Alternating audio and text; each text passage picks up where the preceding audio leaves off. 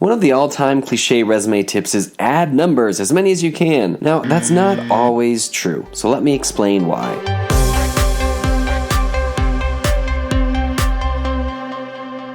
Hi, my name is Kim Tran, a former McKinsey consultant, resume screener, and the founder of mconsultingprep.com. Numbers are great because they're easy to read and they add levels of specificity to the resume. They help make the points more clear.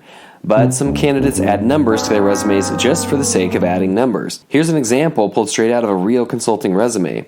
Presented 5 posters across 4 events in 6 months, including a 3-day international conference. Communicated my results with 200 plus. At first glance, it looks like a decent bullet, easy to read, and numbers are all over the place. But look more closely, and this one is quite bad. First, these numbers don't highlight the impressive nature of the task at all. What's impressive about 5 posters? My high school nephew can do that. What's impressive about 4 events in 6 months? It's not a high number, and I can't see the difficult nature of the task.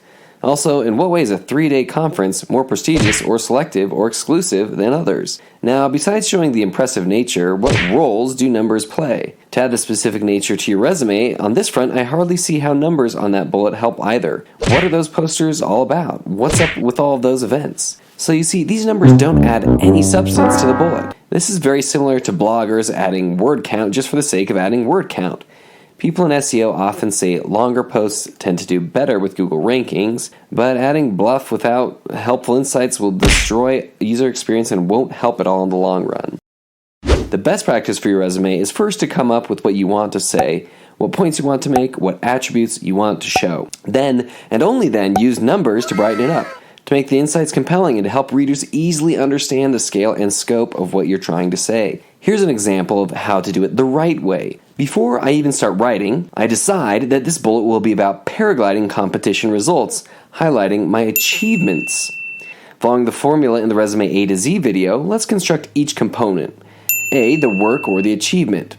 1, the Asian Paragliding Championship. B, explanation of the work or achievement. I would add a year here, 2019. I also want to show the legitimacy of that competition. So, adding the organizer name here, FIA, that's a French name, so I'll just let you read that.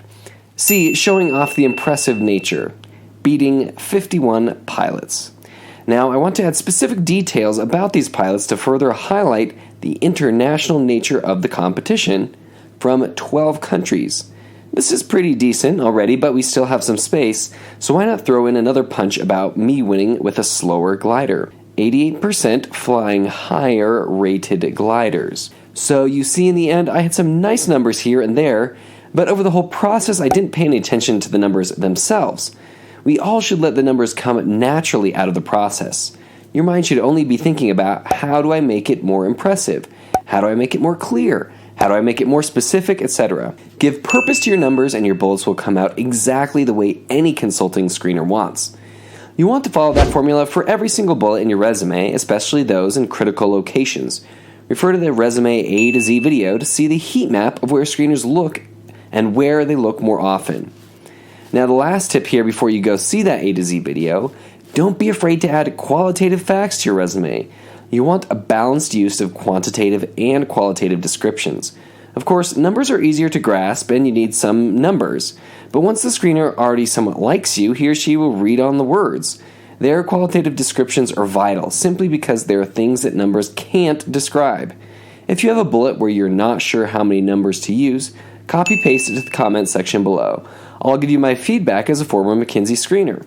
That's all for me today. Now go watch that Resume A to Z video.